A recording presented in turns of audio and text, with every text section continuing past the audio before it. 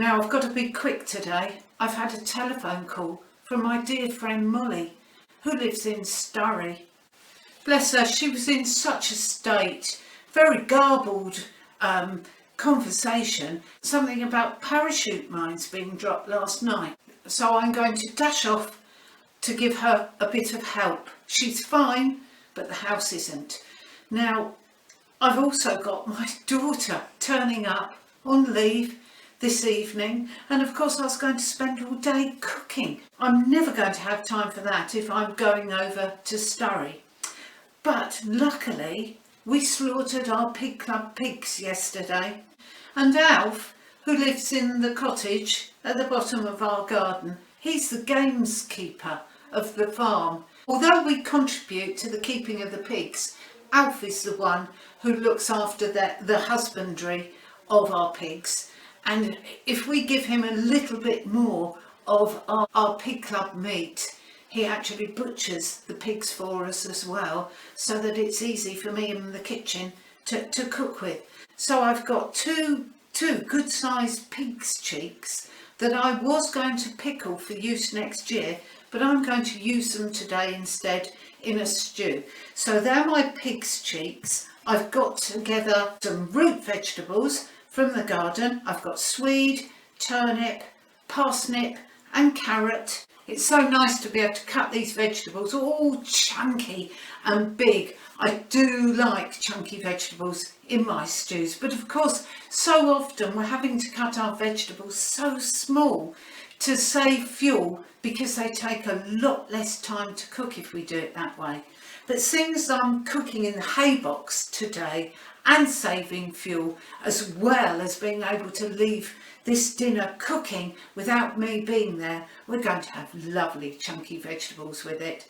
I've also sliced an onion from my onions that I grew this year, and I've got a big jug of vegetable stock which I'm going to use with the stew. I've also popped out and just picked a little bit of thyme from my garden, and I'm going to tie that up in my muslin to make a bouquet garni to go with it as well.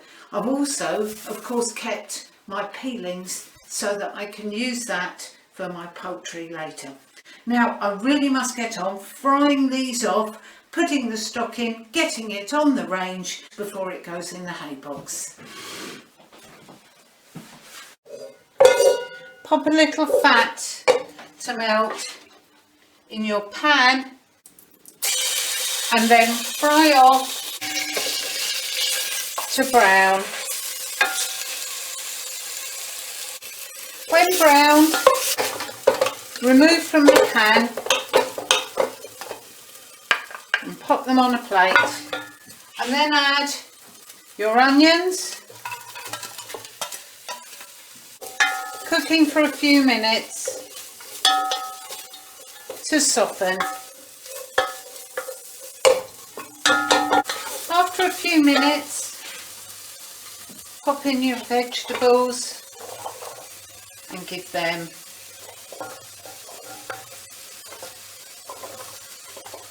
a couple of minutes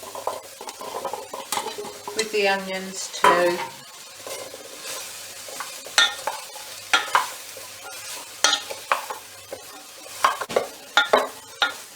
After a few more minutes, return the browned pig's cheek to the pan, tucking them into the vegetables,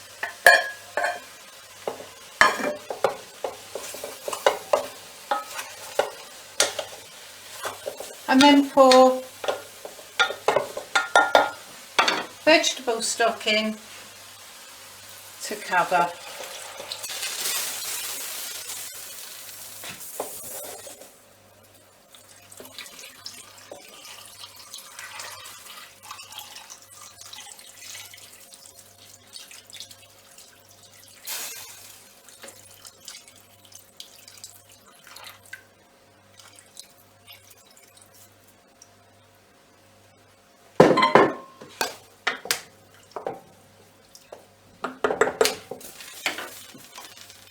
Season with salt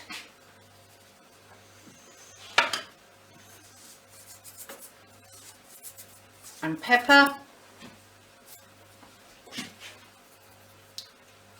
and pop in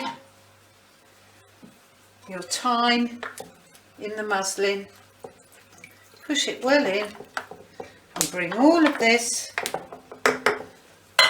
up to the boil. I always like to remove some of the scum that forms, as this is just coming up to the boil now.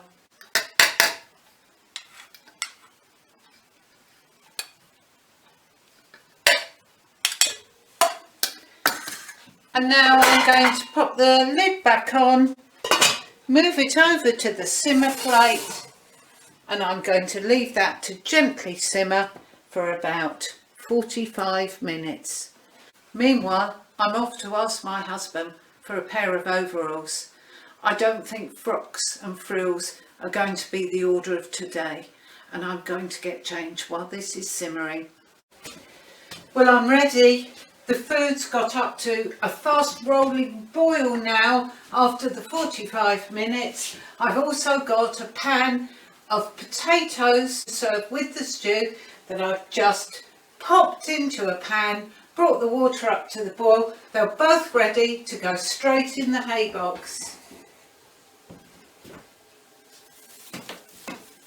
In they go.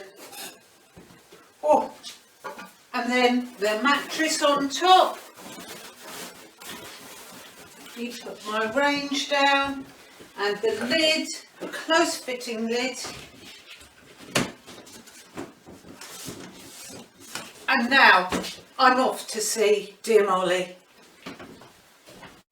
I met Molly when she came into the electricity showrooms to watch one of my cookery demonstrations that I do regularly in Canterbury. And we chatted and chatted, and she's come back ever since to see every one of them. Despite this, she's a terrible cook and always needs a lot of help in the kitchen. But what a lovely lady she is. She copes with adversity with rolled up sleeves. She just gets stuck in, gets warm with it, and always has such a smile on her face. She makes us all laugh and brings so much joy into our lives.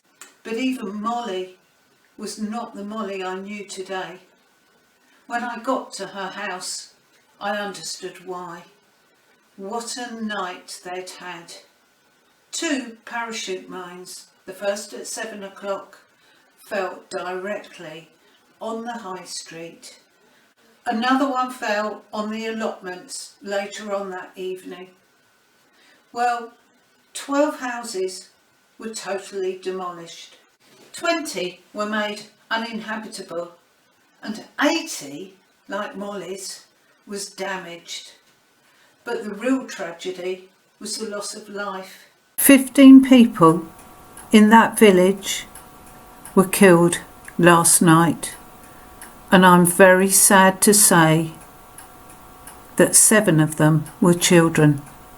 The poor John Cock family.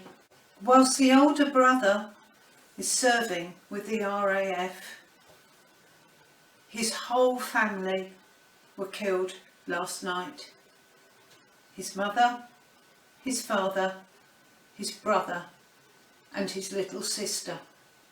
And not only that, a 12-year-old lad who works as a messenger for the civil defence was killed at their house as well, as he was visiting at the time.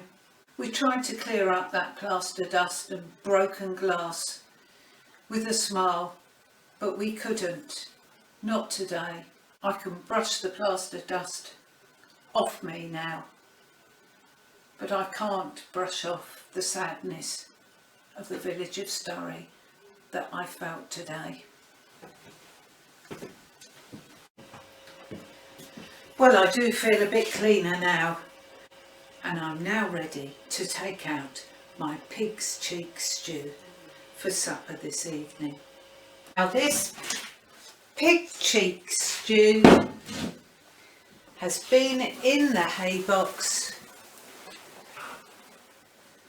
for 5 hours, and it's ready to come out of its nest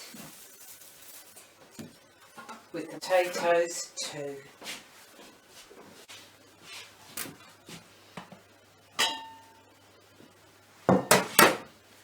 So there's my stew, been cooking quietly whilst I've been working hard with Molly, and now all I need to do is to reheat that, add a bit of gravy thickening, and it will be lovely served tonight with mashed potato.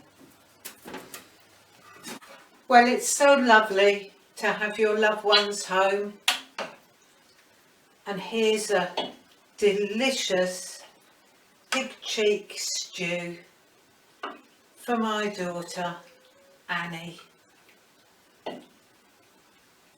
Do make sure you cherish your loved ones too.